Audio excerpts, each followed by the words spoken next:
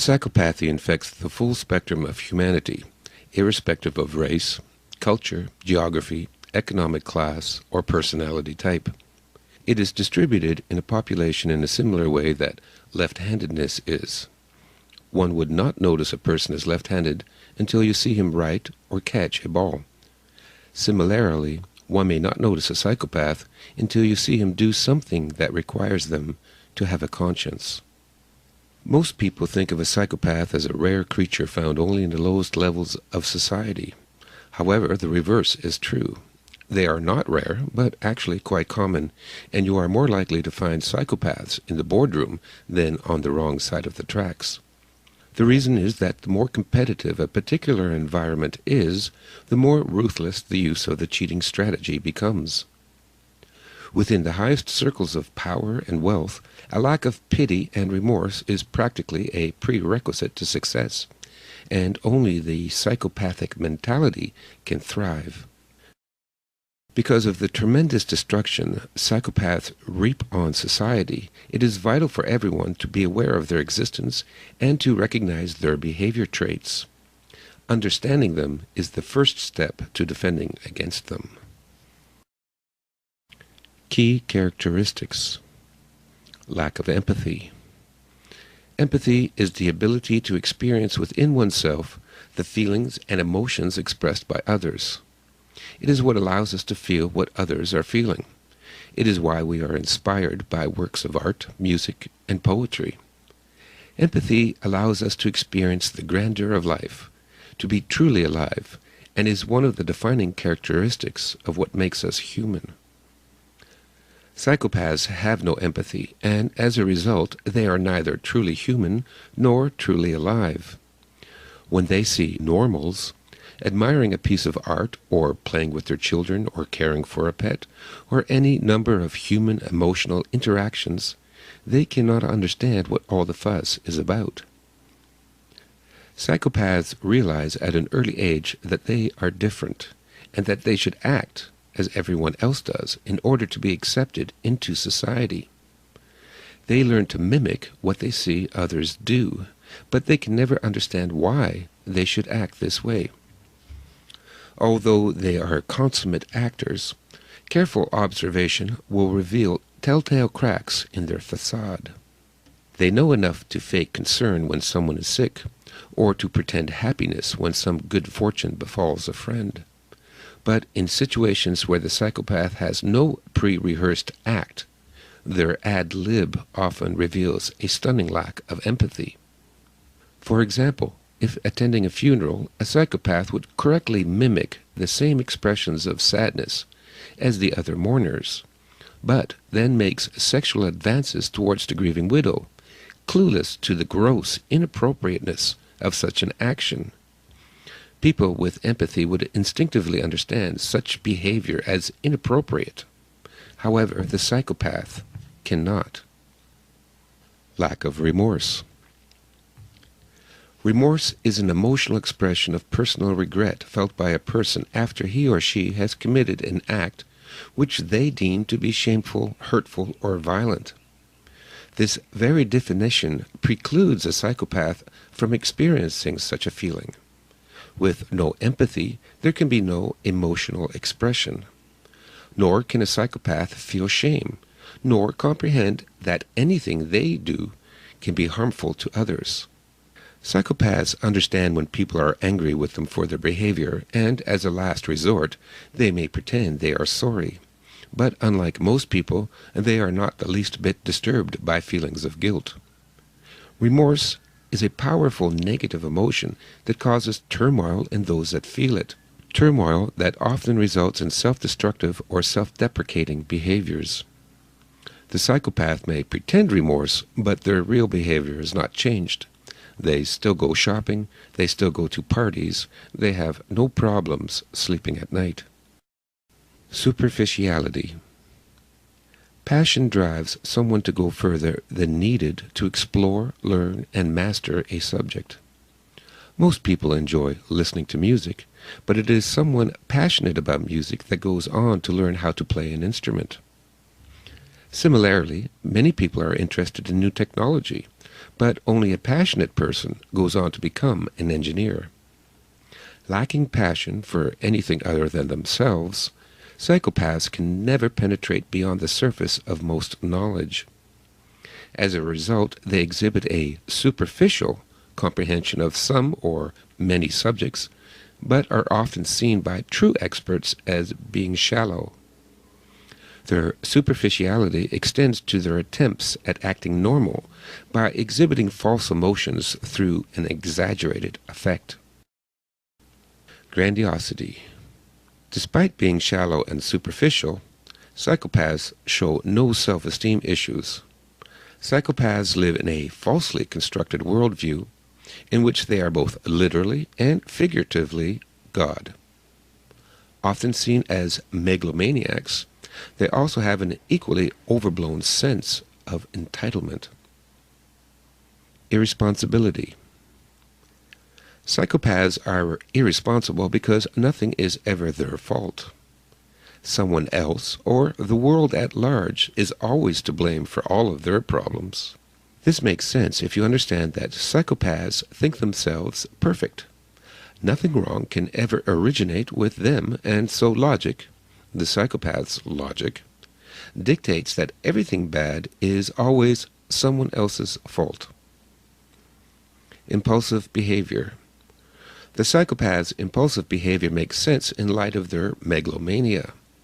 In their world, whatever they want now is good, and whatever they do not want is bad. If a psychopath wants sex and his date will not provide it, then rape is good and the date is bad. If someone has money in his or her pocket and the psychopath wants it, then robbery is good and the victim is bad for possessing something the psychopath wanted. If this strikes the reader as insane, it is. One of the earliest writers on the subject of psychopathy, J.C. Pritchard, coined the now-defunct term moral insanity as a way to describe psychopathy in 1835. Compulsive lying. Living at the expense of the rest of humanity would be an impossible situation in a rational society. Psychopaths have solved this dilemma through their premier weapon, lies. Lies hold together their view of themselves, their own private universe, and facilitate their need to live parasitically off the rest of society. Without empathy, shame, and remorse, they are free to lie as often and as outrageously as they please. Normal people would blush or sweat or tremble if they dared stretch the truth to the same degree. However, for the psychopath, lying is as easy and natural as breathing. This is why they often pass polygraphs. They do not register the physiological reactions that non-psychopaths would when lying. They are so good at lying they can fool trained psychiatrists and even other psychopaths. What is important to know is that given the right circumstances, they can fool anyone. Manipulative. Hand in hand with the psychopath's extraordinary ability to lie comes the ability to manipulate others for their own benefit. Having spent their lifetime studying us, psychopaths are masters of manipulation and experts on knowing how to push our buttons, to use our emotions against us. They use this ability to keep those around them confused, unable to think clearly, and off balance. Psychopaths also learn very early how their personalities can have traumatizing effects on the personalities of non-psychopaths, and how to take advantage of this for the purpose of achieving their goals. Like an electric eel that stuns its prey with an electroshock, psychopaths' inhuman personality and uncanny ability to manipulate can psychologically stun their intended victims. Antisocial behavior. The very essence of the psychopath is antisocial. Their lack of empathy for other people extends onto society and the environment. Vandalism, pollution, graffiti, animal abuse, environmental destruction, building code violations, reckless driving, and a host of morally and socially unacceptable activities are of no concern to the psychopath. These then are the basic characteristics that psychopaths exhibit. Bear in mind that few psychopaths will express all of the characteristics, and that non-psychopaths can have many of these characteristics as well. Common types of psychopaths. While there are as many variations in the personalities of psychopaths as there are among normal people, the following lists some general stereotypes. Narcissists.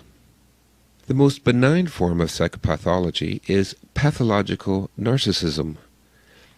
Narcissists, like the mythological Greek namesake Narcissus, are so overcome with self-love that nothing else in the world matters to them.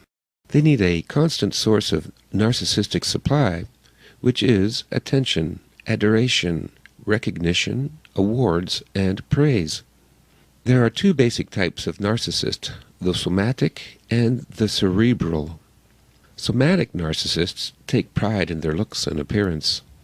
They will flaunt their sexual exploits, brag of their accomplishments, show off their muscles, and display their toys. They are often health nuts, hypochondriacs, and sex addicts. Because of their barren inner life, they continually need new thrills simply for the rush of adrenaline. These thrills range from criminal activity and substance abuse to increasingly bizarre sexual acts. Cerebral narcissists love their own minds. They are arrogant, condescending, and know-it-alls that pride themselves on being smarter than everyone else. Their narcissistic supply comes from fame, notoriety, awards, and displays of wealth to create envy in others. The danger to the public from narcissists is to drain on energy, time, resources, and emotional well-being. A narcissist is interested in a person only for what narcissistic supply that person can provide. They will gladly accept love, attention, affection, adoration, praise, emotional and financial support, but being without empathy, they cannot reciprocate any of it. Any partnership they enter into will always be one-sided. Once a person ceases to be the source of narcissistic supply, or a better source comes along, they are discarded without hesitation or consideration. Thus do narcissists leave behind them a trail of broken hearts, broken dreams, empty wallets, and abandoned children. The victim. Commonly used by female psychopaths, but by no means unheard of among males, is the professional victim stereotype. Preying on what psychopaths see as weakness in others, sympathy, the female psychopath appears helpless, pitiful, emotionally fragile, persecuted, and sexually vulnerable. She pretends heartfelt gratitude for whatever small kindnesses strangers provide her. But behind the mask is a cunning, ruthless, and loveless predator. Often using sex as the hook, they can juggle several victims at a time, draining them of life and money until there is nothing left, then skipping town to avoid the repercussions. Con artists. Not all con artists are psychopaths, but psychopaths make convincing con artists. Being excellent liars, they put that talent to use by cheating others. Without a conscience or remorse to stand in the way, they are free to cheat old women out of their life savings, sell quack cures to terminally ill patients, or shortchange the blind. They are usually charming, articulate, and convincing, and make successful salespersons. Unlike the narcissist, the con artist is not as concerned about love or attention as money. There are two types of cons psychopaths engage in, the short con and the big store con. The short con is probably the one that most often comes to mind when thinking about con artists. These are the tricks and cheats that require no great intelligence to pull off, such as shortchanging, bait and switch, and a 3-card Monte, to name a few. Psychopaths that have a higher intelligence level and or come from a more respectable background are more likely to establish the big store con. These are large-scale frauds that all rely on a basic strategy. Take something of little to no value, artificially inflate that perceived value, sell to gullible investors, take the money and run. Traditional big store cons use real estate, stocks, and bonds as the lure. Even reputable multinational corporations, accounting firms, and banks are all capable of being nothing more than a large-scale con. While the short con can deprive a victim of a few to a few $1,000s, the big store cons are especially destructive, capable of destroying an entire nation's economy. Malevolent psychopaths, more popularly known as antisocial personality disorder or sociopaths. The malevolent psychopath is the real-life monster of our nightmares. These are the wife-beaters, murderers, serial killers, stalkers, rapists, sadists, pedophiles, gangsters, interrogators, and terrorists. They are usually career criminals and can amass an extensive criminal record while still in their early teens. Often showing their contempt with a sneer or smirk and with a vacant stare from cold, predatory eyes, they are dangerous, unpredictable, and easily triggered into violence. Cowardly and sadistic, they tend to target the most vulnerable in society, women, children, and the elderly and disabled. Often impulsive and opportunistic, sociopaths will not hesitate to commit any type of crime and will use manipulation, intimidation, and violence to get what they want. Professional psychopaths. The malevolent psychopath is the most dangerous. However, it is the professional psychopath that is the most destructive. While the victims of the former can range into the dozens, the victims of the professional psychopath can run into the tens of millions. These psychopaths litter history with genocides and the destruction of entire nations and empires. Historical examples include such monsters as Stalin, Pol Pot, Ivan the Terrible, and Caligula.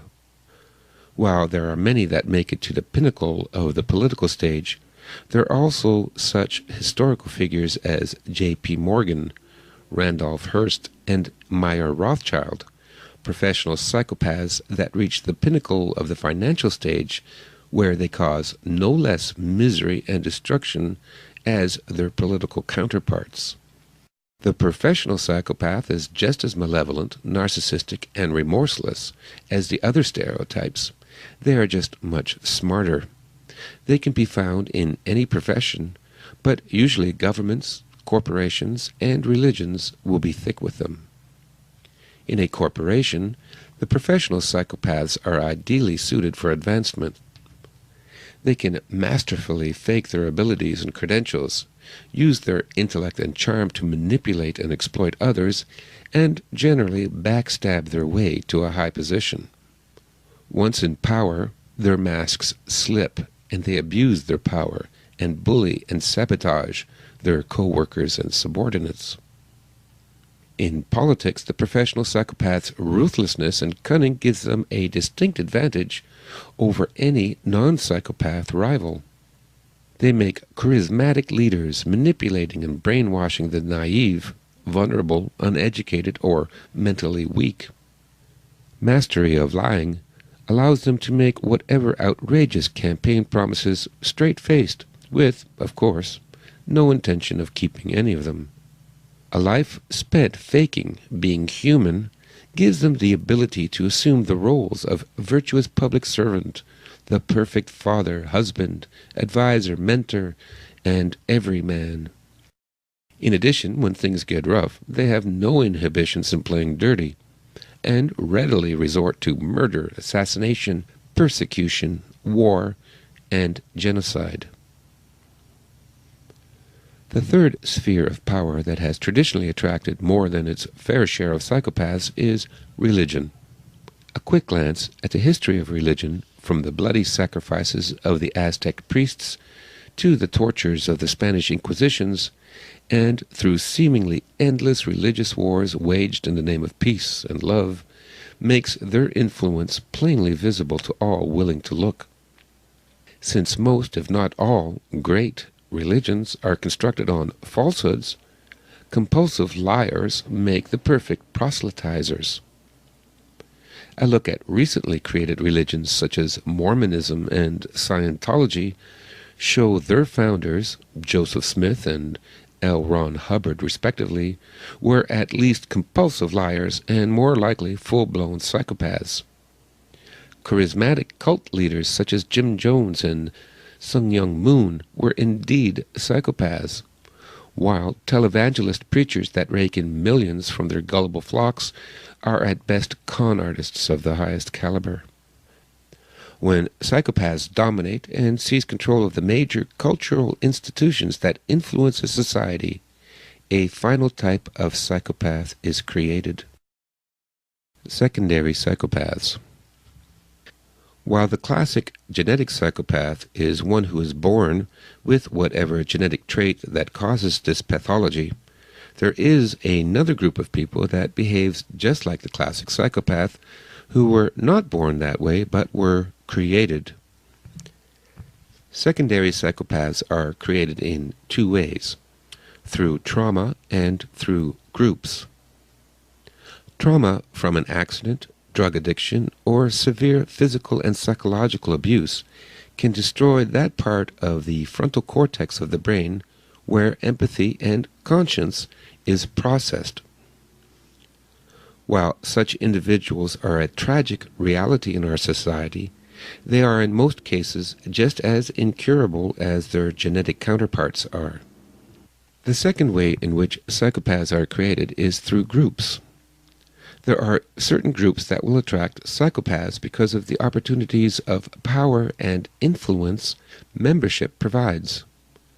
Usually such groups will quickly become led and dominated by psychopaths. Other non-psychopathic members of these groups would have to become psychopaths in order to survive. For example, in a street gang, sociopaths make the best leaders, and therefore most gangs have a sociopath at its head. Other psychopaths are also attracted to the violence and power of a street gang, and so together they create a psychopathic value system. The gang becomes a psychopathic entity. The non-psychopathic youth who must live within the territory of such a gang is given two choices: become a victim of the gang or join them. By joining the gang, the new recruit must also adopt the group's twisted value system and behave accordingly, thus becoming a secondary psychopath. Conversely, at the other end of the scale, we can see the same principle at work in corporations. The money and power of a corporation attracts the cerebral and narcissistic psychopaths. In a corporate environment, they have many advantages over their non-psychopathic competitors for promotion. Not surprisingly, most corporations end up being run by psychopaths. As with a criminal gang, a corporation's culture adopts the twisted values of its leaders. Those who would seek employment must likewise adopt, or at least appear to adopt, the corporation's essentially psychopathic mindset. What is important to understand is that a mob has no conscience.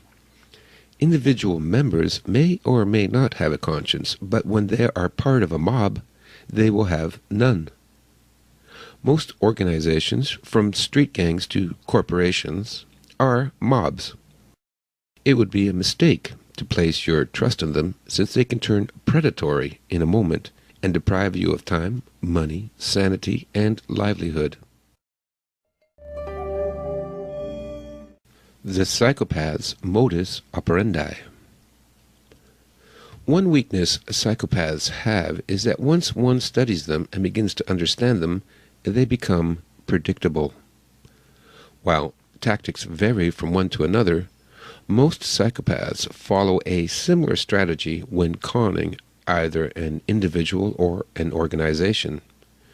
Their strategy is as follows. The interview. Psychopaths are experts at cold reading. First used by psychologists to describe what phony fortune tellers do, cold reading is the ability to guess a person's personality type quickly through verbal and nonverbal communication. The technique is simple. Ask questions and watch the responses. Psychopaths will cold read you as part of what is called the interview stage. The whole purpose of the interview is for the psychopath to size you up as a potential victim. They make mental notes of different ways they could possibly manipulate you. The seduction. Should you or your organization be seen as a suitable victim, the next stage is the seduction. Based on the results of their interview, the psychopath will tailor the seduction to your personality. If concerned about your appearance, they will flatter your good looks. If insecure about your education, they will flatter you about your intelligence. If greedy, they will have insider information on a get-rich-quick scheme. And if cowardly, then only the psychopath can protect you from your fears. On a personal level, they will shower you with praise and attention in a whirlwind romance. They make sure that being around them is fun and exciting, so that you become addicted to the adrenaline rush they create. On the organizational level, they pretend to be the perfect employee, the most devout follower, and the most dedicated public servant. They work to ingratiate themselves first to the doorkeepers, and finally the power holders, often by being shameless sycophants and bootlickers. Divide and conquer.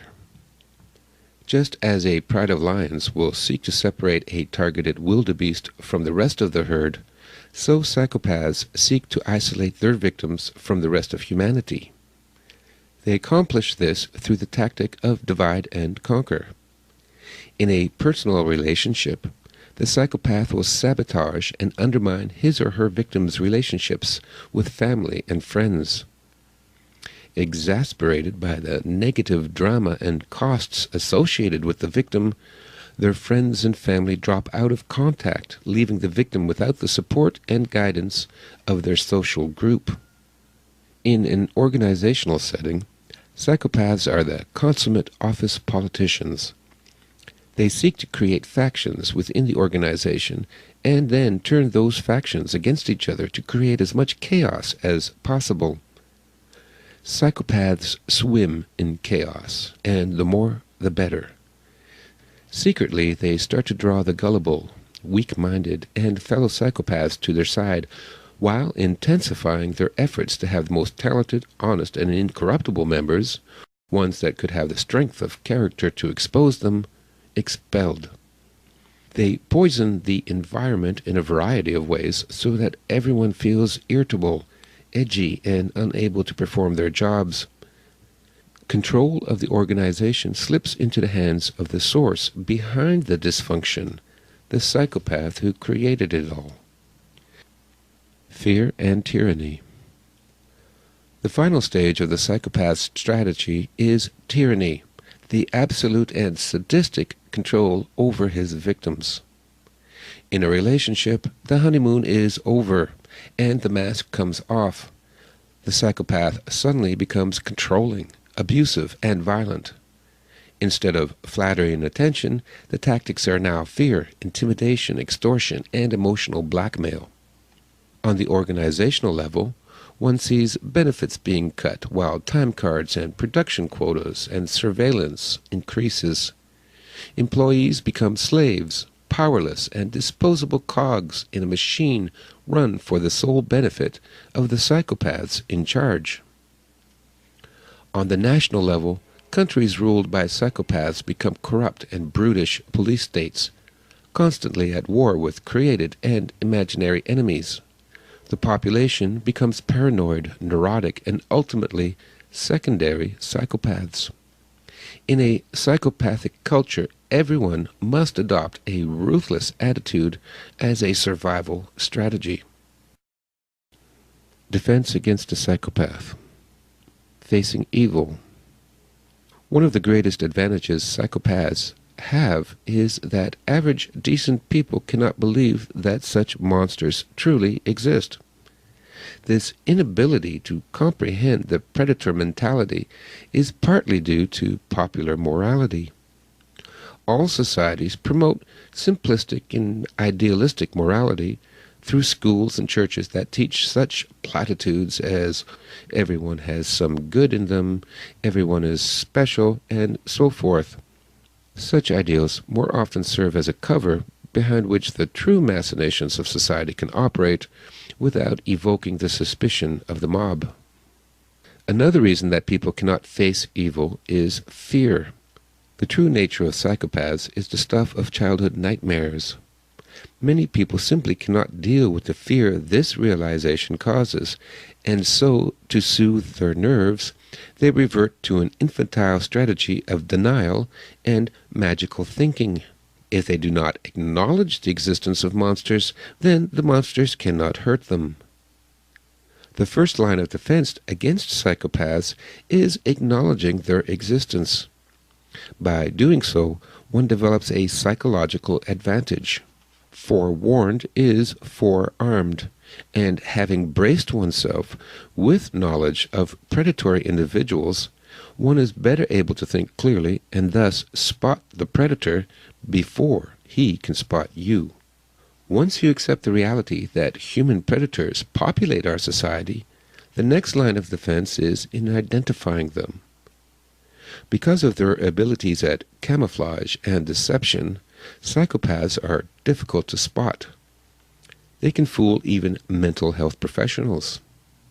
It is important to understand that everyone can be conned. If you feel that you are the exception, you only make yourself more susceptible. Recognition. A psychopath is like a smoking ember. The sooner you can spot the smoke and douse the ember, the better, since after the house is on fire, it is too late to contain the damage and destruction. Learn to spot the typical psychopathic character traits and recognize their modus operandi. Where possible, do background checks and/or speak with the suspected psychopath's family and friends. Most psychopaths leave a long trail of destruction and heartbreak and will try to cover their tracks. A lack of background information is therefore as suspicious as a history of betrayals. Another of their fundamental flaws is a lack of patience and the incredible energy they use to maintain their facade. Over time, they drop their masks. Thus, one of the best methods of detecting psychopaths is to wait them out. Once you identify someone as being a psychopath, you have only two options: attack or evade. What not to do. What is vital to understand is that empathy cannot defeat the psychopath. You cannot change them. You cannot reform them. You cannot find the goodness inside them. You cannot show them the way to God. And you cannot teach them about love. All these approaches are doomed to failure, since psychopaths can never understand, nor can they care about these concepts. While they may lead you to believe that you are getting through to them, in reality, your empathy infuriates them, and far from admiring your compassion, they despise you even more. One must develop a cold exterior to them and view them from a distance. Do not pity them, feel sorry for them, or sympathize with them. Attack. As a rule, the only thing that can defeat a psychopath is a bigger psychopath. However, should you feel no other recourse but to confront a psychopath, your one advantage is their fear of being exposed for what they are. They have known since childhood that they are different from most people. Their whole advantage lies in the fact that they know what they are and no one else does. Exposing a psychopath takes away his or her advantage and reveals their inner corruption for all to see. However, Few people have the strength and intelligence to do this successfully.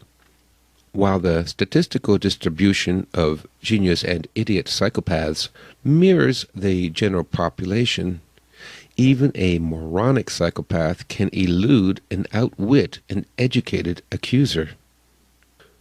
Before you attempt to expose and expunge a psychopath, you must be in a position of power, and you must choose the time and place. You also need to have your people briefed and ready to support you. This means creating a family and friends support group and/or joining a support group. In an organizational setting, you need to have co-workers, managers, the legal department, and human resources on your side before making your move. The Chinese strategist Sun Tzu warned against attacking an enemy who has no escape, and likewise it is best not to corner a psychopath, since the fight will likely be more vicious than most people can bear. Instead, use the threat of exposure to drive the psychopath away. The thought that they could be exposed at any time is unnerving, and most psychopaths will give up the current game and go in search of more ignorant and vulnerable prey. Evade. A safer and easier strategy is to evade. Once you have identified someone as a psychopath, you must cut him or her off and out of your life completely. In a relationship, you may need to change your locks, change your phone numbers, and block your email account, close bank accounts, get a restraining order, or move. Take self-defense and firearms training. In conclusion, the study of psychopathy is an important new tool, not only in crime prevention, but in understanding the source behind many social ills. The more informed and aware you are of this subject, the safer you and your family will be.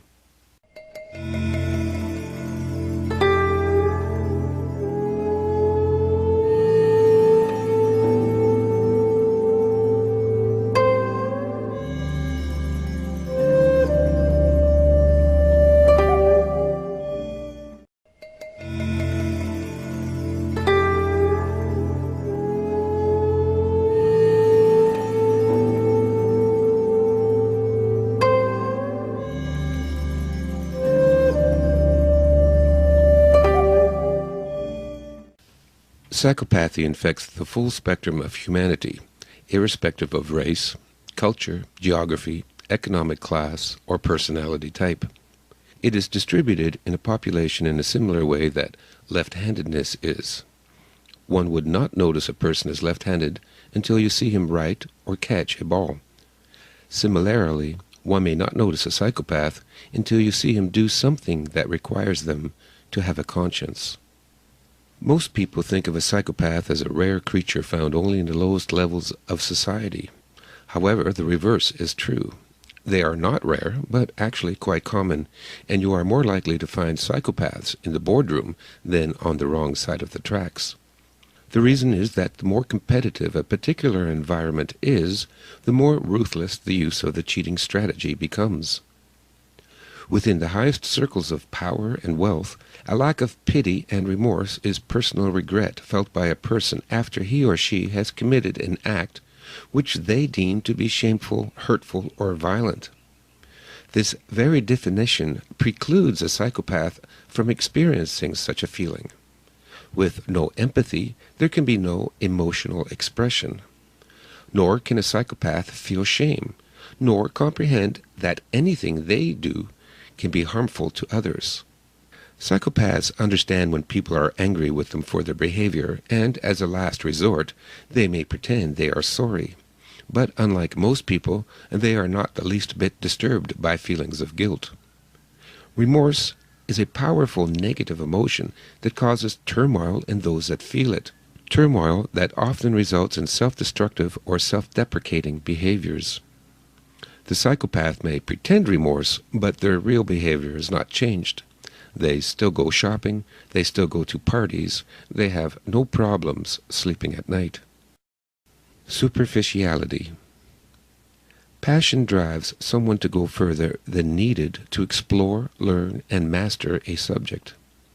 Most people enjoy listening to music, but it is somewhat practically a prerequisite to success, and only the psychopathic mentality can thrive. Because of the tremendous destruction psychopaths reap on society, it is vital for everyone to be aware of their existence and to recognize their behavior traits. Understanding them is the first step to defending against them. Key characteristics. Lack of empathy. Empathy is the ability to experience within oneself the feelings and emotions expressed by others. It is what allows us to feel what others are feeling. It is why we are inspired by works of art, music, and poetry. Empathy allows us to experience the grandeur of life, to be truly alive, and is one of the defining characteristics of what makes us human.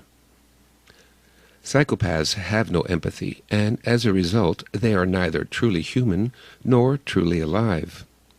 When they see normals, admiring a piece of art, or playing with their children, or caring for a pet, or any number of human emotional interactions, they cannot understand what all the fuss is about. Passionate about music that goes on to learn how to play an instrument. Similarly, many people are interested in new technology, but only a passionate person goes on to become an engineer. Lacking passion for anything other than themselves, psychopaths can never penetrate beyond the surface of most knowledge. As a result, they exhibit a superficial comprehension of some or many subjects, but are often seen by true experts as being shallow. Their superficiality extends to their attempts at acting normal by exhibiting false emotions through an exaggerated effect. Grandiosity. Despite being shallow and superficial, psychopaths show no self-esteem issues. Psychopaths live in a falsely constructed worldview in which they are both literally and figuratively God. Often seen as megalomaniacs, they also have an equally overblown sense of entitlement. Irresponsibility. Psychopaths are irresponsible because nothing is ever their fault. Psychopaths realize at an early age that they are different and that they should act as everyone else does in order to be accepted into society. They learn to mimic what they see others do, but they can never understand why they should act this way. Although they are consummate actors, careful observation will reveal telltale cracks in their facade. They know enough to fake concern when someone is sick, or to pretend happiness when some good fortune befalls a friend. But in situations where the psychopath has no pre-rehearsed act, their ad lib often reveals a stunning lack of empathy. For example, if attending a funeral, a psychopath would correctly mimic the same expressions of sadness as the other mourners, but then makes sexual advances towards the grieving widow, clueless to the gross inappropriateness of such an action. People with empathy would instinctively understand such behavior as inappropriate. However, the psychopath cannot. Lack of remorse. Remorse is an emotional expression of